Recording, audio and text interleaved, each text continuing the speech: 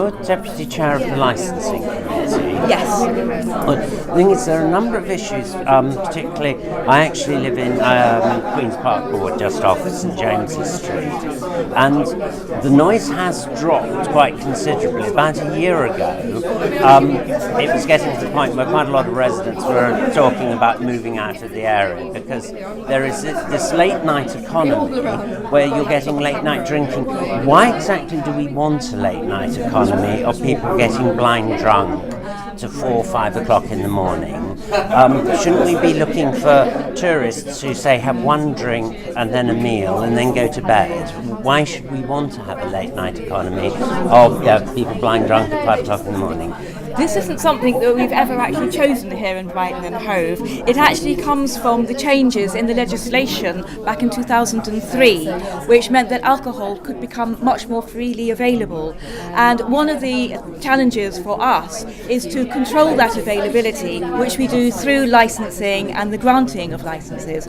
But when the law first changed, a lot of pubs and clubs immediately put in for late night licenses, and because of the change in the law, there was no legislation to be able to prevent that from happening. And that was the same with the supermarkets as well, which is why we brought in what we call our matrix approach to licensing, which goes through what we call the cumulative impact zone and the special stress area, so that, for example, the guidelines now say that a new license for a pub would only be granted up until midnight, or for a new restaurant selling alcohol only until midnight. And for new off-license, it would be very difficult for anybody to get a license at all unless they can really show us that they are promoting what we call the licensing objectives, which is all about community safety, crime and disorder, protecting children from harm. There is a lot of social problems with people getting drunk at 3 a.m. to 5 a.m.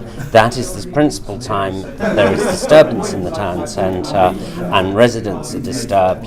When is the council going to crack down and stop these bars and clubs from having licences at that time of the morning?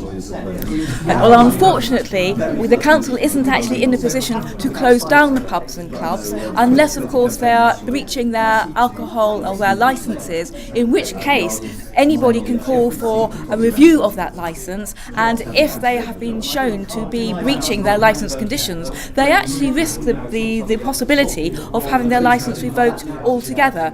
For example, we revoked a licence recently on London Road that had been consistently selling to people when they were already drunk, which is against the law, and had selling them high-strength alcohol, which was a mainstay of their own business. So when we heard the evidence at a panel just last week, we did actually revoke that particular licence, and that's one way where we can control it. Unfortunately, we cannot change what is already there, because as a local authority we simply don't have those powers. But we do work very closely with the police, who operate what they call their Operation Marble, which runs until 4 a.m, and we do what we can to control the granting of licences through the matrix approach, which we adopted back in 2011.